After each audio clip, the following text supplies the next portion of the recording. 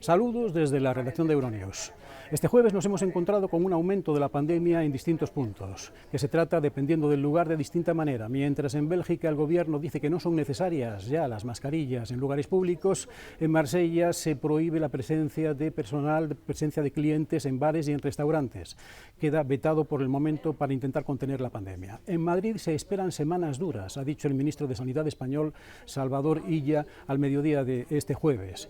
La pandemia sigue en otras partes del mundo. Les informaremos en este informativo de la presencia de Trump en plena campaña electoral, acudiendo una vez más a Cuba como un elemento para su electorado en Florida. Igualmente, y como elemento de esperanza, un grupo de peluqueros en el Mediterráneo francés se ha reunido para intentar que el pelo que cortan en sus peluquerías sirva como barrera que absorba los hidrocarburos y el petróleo en todos los puertos. Les ofrecemos ahora las claves del día en 20 minutos. Francia cierra bares, restaurantes y comercios en Marsella por el gran aumento de casos de COVID, mientras Bélgica relaja las restricciones. El ejército y la policía se desplegarán en Madrid el próximo lunes para luchar contra la COVID-19, tras la solicitud urgente del gobierno regional. 2 policías heridos a tiros en Estados Unidos en el marco de las protestas desatadas tras la absolución de los agentes implicados en la muerte de Breonna Taylor. Donald Trump impone más sanciones a Cuba para estrangular su sector turístico en un intento de conquistar a los votantes de origen cubano en el estado clave de Florida. En México, el Frente contra López Obrador consigue acampar en la plaza del Zócalo de la capital, mientras el presidente bromea sobre sus líderes empresarios. Fallecen la mayoría de las 470 ballenas varadas en una playa de Australia. Tras registrar más de 13.000 contagios diarios de COVID-19, Francia ha anunciado una nueva serie de restricciones.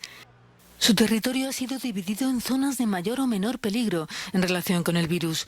Marsella, la segunda ciudad del país, y la isla caribeña de Guadalupe son por ahora las 2 únicas zonas puestas en máxima alerta, donde se han instaurado las medidas más duras. Se trata, en primer lugar, del cierre total de bares y restaurantes y de todos los establecimientos abiertos al público, excepto aquellos que ya hayan establecido un estricto protocolo sanitario. Por ejemplo, emplazamientos culturales como teatros, museos y cines ya han establecido estrictos protocolos y no se ven afectados por estas medidas. En el Reino Unido, después del anuncio de 6 meses más de restricciones por COVID, la atención se centra ahora en el impacto de la pandemia en el mercado laboral.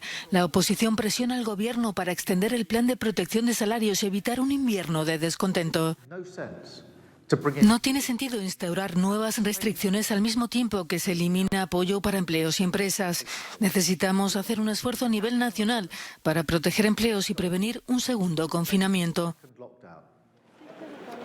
Mientras Bélgica nada contracorriente, levantando algunas restricciones a pesar del ligero aumento del número de casos, elimina la obligatoriedad de la mascarilla en exteriores y reduce las cuarentenas a 7 días. En tu vida diaria puedes ver a todas las personas que quieras, pero es verdad que hay condiciones. La condición es mantener distancias en todo momento y, si no es posible, llevar mascarilla. Y en Finlandia, ladridos contra la pandemia. Se han desplegado perros rastreadores de coronavirus en el aeropuerto de Helsinki, en un ensayo que durará 4 meses. Este método alternativo podría convertirse en una forma más económica de identificar a viajeros infectados. La petición de ayuda militar lanzada por las autoridades de Madrid al Gobierno de España ya ha recibido respuesta. El Ejército y la Policía empezarán a desplegarse el próximo lunes. La región ha solicitado la intervención urgente de las Fuerzas Armadas, así como de la Policía y la Guardia Civil, para luchar contra la expansión sin control del coronavirus. Dicen que necesitan a los uniformados para instalar carpas, realizar test, llevar a cabo labores de desinfección y controlar las restricciones. Pero sobre todo necesitan más sanitarios. El gobierno madrileño va a proceder a una reforma legislativa urgente para poder recuperar los 300 médicos extracomunitarios que estuvieron trabajando en Madrid durante la primera ola de la pandemia. Todas las costuras del sistema sanitario están al límite. Las unidades de cuidados intensivos están al 95% de su capacidad. El Ejecutivo madrileño se resiste a declarar un confinamiento en toda la región, pero este viernes anunciará restricciones en más áreas. Ya se superan los 1.000 contagios por cada 100.000 habitantes en 16 zonas no sometidas a confinamiento. Este paso elevado separa el distrito de Puente de Vallecas del resto de la ciudad. Hoy, más que nunca, parece una frontera.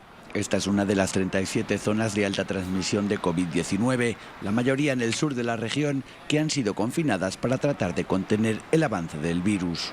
En controles policiales como este que se encuentra detrás de mí, la policía está asegurándose de que nadie abandona el distrito, salvo para actividades esenciales como ir a trabajar. Las zonas de mayor transmisión coinciden con las áreas más deprimidas de la capital y aquellos que viven dentro creen que han sido encerrados en un gueto de COVID. María José, una enfermera retirada de Vallecas, es parte de un grupo vecinal que ayuda a los trabajadores sanitarios a mejorar el contacto con los ciudadanos del barrio, que sienten que han sido sentenciados a contagiarse por la administración y señalados como los propagadores del virus. Desde luego no, como dice la presidenta de la Comunidad de Madrid, señora Ayuso, por nuestros modos de vida, por nuestras condiciones de vida. Somos un barrio obrero, pero que llevamos abandonados por los servicios públicos muchos años. Mantiene que los confinamientos impuestos no detendrán los contagios. Creo que las medidas son discriminatorias, que los barrios del sur la gente vamos a poner las copas, a limpiar sus casas y a trabajar en la industria a los barrios del norte, por lo tanto el virus no se queda en el mismo sitio. ¿Qué hacemos? ¿Nos dejamos el virus en casa? El hacinamiento en los pisos y la gran inestabilidad económica se encuentra detrás de la alta transmisión en los barrios del sur. Julio es un refugiado nicaragüense. Cocinero de profesión, es afortunado de estar en un ERTE en su restaurante. Sabe que muchos de sus vecinos no pueden dejar de trabajar. De una u otra forma tiene que buscar el sustento para su familia, un padre. Entonces, ahí hay muchos padres que se la juegan. O lo doy todo por traer alimento a mi familia, o doy todo por enfermarme de coronavirus. Sin empleo o con unos mínimos ingresos, las colas del hambre se extienden por el barrio. Cientos de personas dependen de centros religiosos o asociaciones vecinales para tener una comida diaria.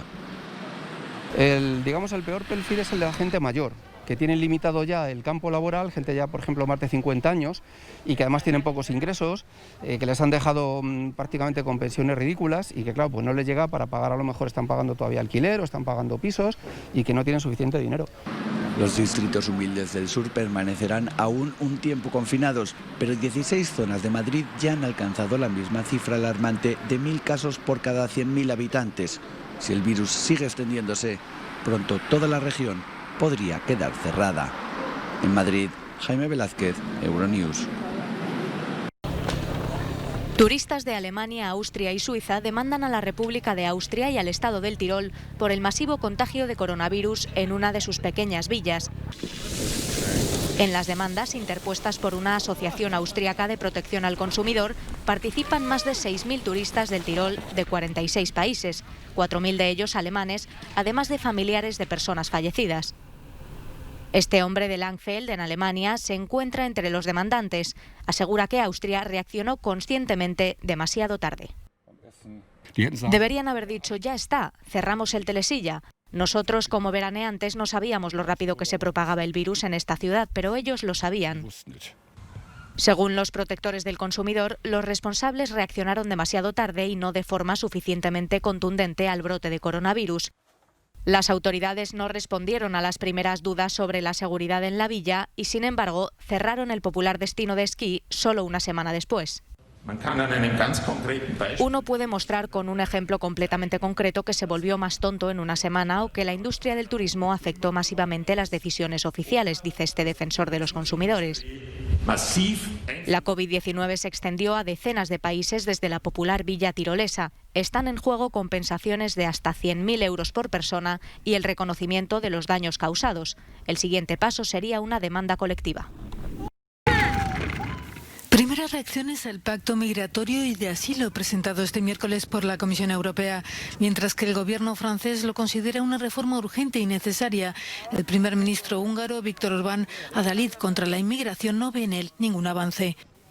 A europarlamentarios del grupo de partidos liberales Renew Europe les preocupa precisamente un potencial criterio racista en la elección de quién se queda y de quién se va.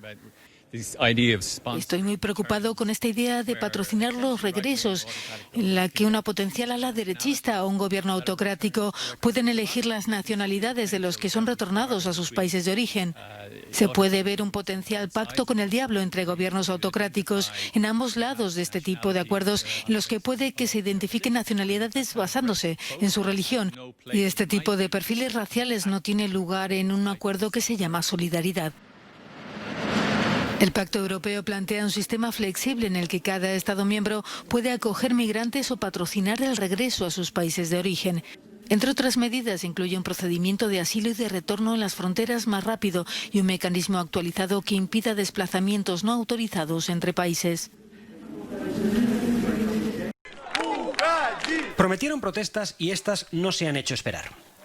Miles de bielorrusos salieron una vez más a las calles de Minsk para protestar en esta ocasión contra la investidura de Alexander Lukashenko como presidente del país. Como se temía, ya ha habido enfrentamientos entre manifestantes y policía en las manifestaciones de la capital, así como decenas de detenciones. En verdad, pocos dudaban del desenlace de este miércoles en Minsk. Poco después de la investidura de Lukashenko y el consiguiente anuncio de la oposición, las fuerzas del orden se desplegaron por las principales calles de la ciudad, conscientes de que las movilizaciones estaban garantizadas. Y es que el líder bielorruso no solo juraba este miércoles un cargo que muchos consideran ha conseguido de forma fraudulenta, sino que lo hacía sin previo aviso y prácticamente en secreto, lo que provocaba la indignación de una oposición que poco después anunciaba protestas indefinidas. Las movilizaciones se han sucedido en otros puntos del país como Vitebsk, Mogiliov o Brest, mientras desde el otro lado de la frontera la comunidad internacional denuncia el último movimiento de Lukashenko. Países como Alemania, República Checa, Polonia o Eslovaquia ya han rechazado de pleno la polémica investidura. La ira se ha vuelto a desatar en Estados Unidos. 2 policías resultaron heridos este miércoles por la noche en Louisville, en el marco de las protestas que han estallado tras la exculpación de los agentes implicados en la muerte de Breonna Taylor. Los policías fueron tiroteados justo antes de que entrara en vigor el toque de queda en la ciudad, impuesto para prevenir enfrentamientos y disturbios durante la noche. Un sospechoso está detenido. La chispa que ha vuelto a encender el polvorín ha sido la decisión del fiscal general de Kentucky de presentar solo cargos menores contra uno de los 3 policías involucrados en la muerte de Taylor, una joven afroamericana muerta a tiros mientras estaba en su apartamento, acostada en su cama. El fiscal defendió su decisión con la voz entrecortada. No ha habido ni un día en el que no nos hayamos dormido pensando en este caso. Según el fiscal, los policías no violaron la ley porque abrieron fuego en respuesta a los disparos del novio de Taylor, quien por su parte asegura que lo hizo pensando que eran ladrones. Los manifestantes han salido a las calles en numerosas ciudades, entre ellas Boston, Filadelfia o Nueva York, donde cientos de personas se congregaron a los pies de una de las torres del presidente Donald Trump. Esto sucede en un país sacudido desde hace meses por protestas para exigir justicia racial y el fin de la violencia policial.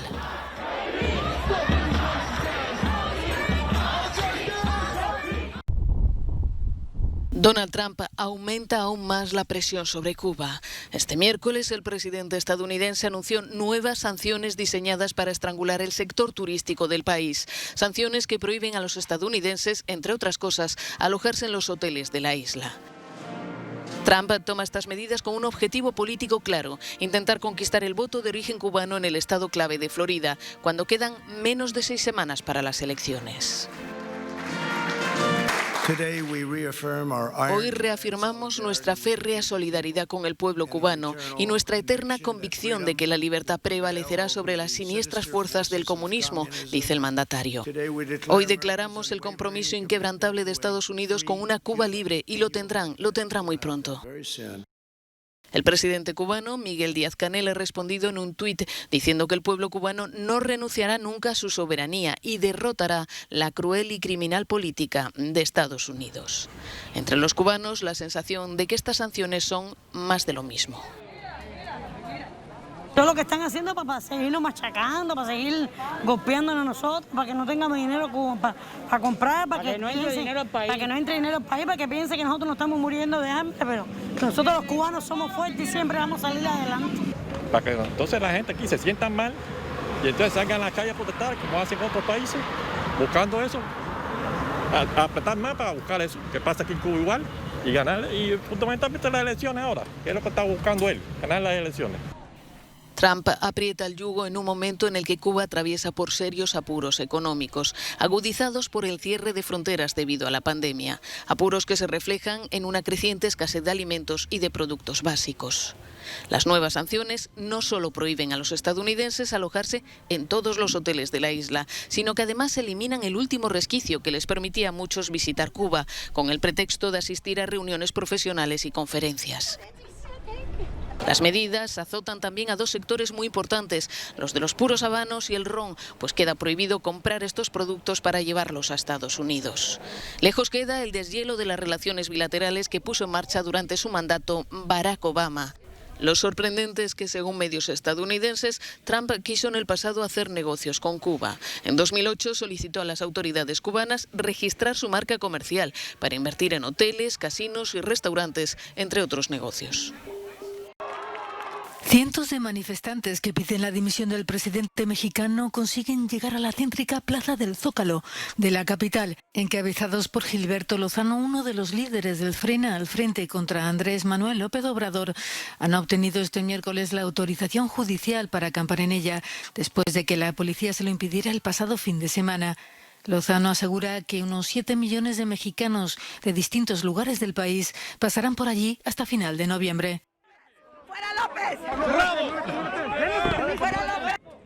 Y estamos preparados porque van a ver ustedes, ahora con la luz verde del Zócalo, los contingentes que van a llegar. Unas 200 personas acampan ahora en un rincón de la plaza acotada por antidisturbios. Estar indefinidamente hasta que renuncie el dictador. Según sus representantes, el Frente cuenta con miembros de todos los partidos políticos y sectores sociales, incluidos empresarios como el propio Lozano. López Obrador, que frecuentó el Zócalo en sus años de opositor, ha bromeado sobre sus líderes.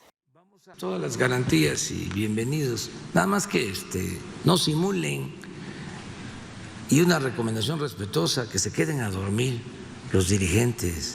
En este movimiento participan también grupos religiosos y pro vida que rezan rosario en mano a la Virgen de Guadalupe.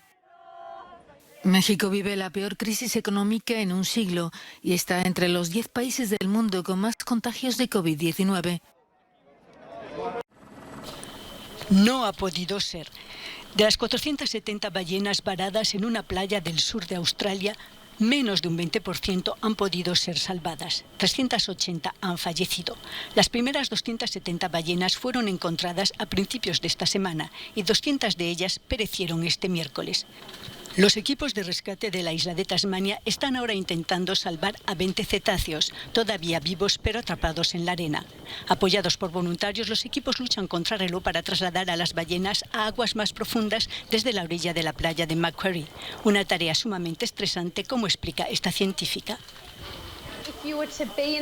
Sobre el terreno se pueden oír los sonidos de alta frecuencia que usan para comunicarse. Se las puede oír silbar entre sí. Y el sonido y la tensión que emiten es algo que no hubiéramos querido oír nunca. Es la segunda vez que un incidente de este tipo se produce en esta misma bahía australiana. La primera fue hace 10 años. Los científicos aún no han podido explicar por qué en ocasiones las ballenas se desvían de sus rutas y se quedan varadas en aguas poco profundas, aunque barajan que puedan ser atraídas por los sonares de grandes buques o desorientadas por el cabeza de grupo. ¿Cómo una peluquería puede ayudar al medio ambiente? En este salón de belleza, Thierry utiliza los restos de cabello para crear barreras flotantes que en el mar pueden absorber el petróleo de la superficie marina en caso de un vertido accidental. Es una de las cualidades del cabello, es lipofílico, por eso absorbe los hidrocarburos, por eso se le adhieren. Thierry forma parte de la red solidaria de peluqueros justos. La idea de los peluqueros justos es que podemos ayudar a descontaminar en caso de un accidente grave, pero también ayudamos a limpiar pequeños restos de contaminación. El pasado 25 de julio se produjo un desastre ecológico en las costas de Isla Mauricio por el derrame de miles de toneladas de petróleo que provocó una emergencia ambiental. Contra aquella marea negra utilizaron barreras absorbentes hechas con pelo. Aquí en la costa azul de Francia estos rollos de cabello se utilizan para limpiar el puerto. La idea es rodear el puerto, ya que cuando llueve el agua cae del puerto y recoge hidrocarburos que contaminan el mar. La idea es circundar todo el puerto y convencer también a otros puertos. Estos cilindros que quedan flotando en el mar absorben la materia contaminante, protegiendo nuestro medio ambiente y la biodiversidad marina. Hasta aquí hemos llegado en Euronews hoy. Pueden seguir con nosotros en las redes sociales, en nuestra programación y en nuestra página web. Quedan ahora con nuestro No Comment del día. Gracias por acompañarnos.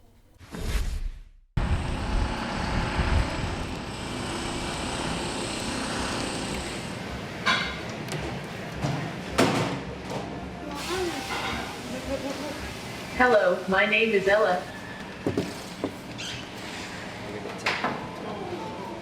Touch your hand. Touch the side of the hand.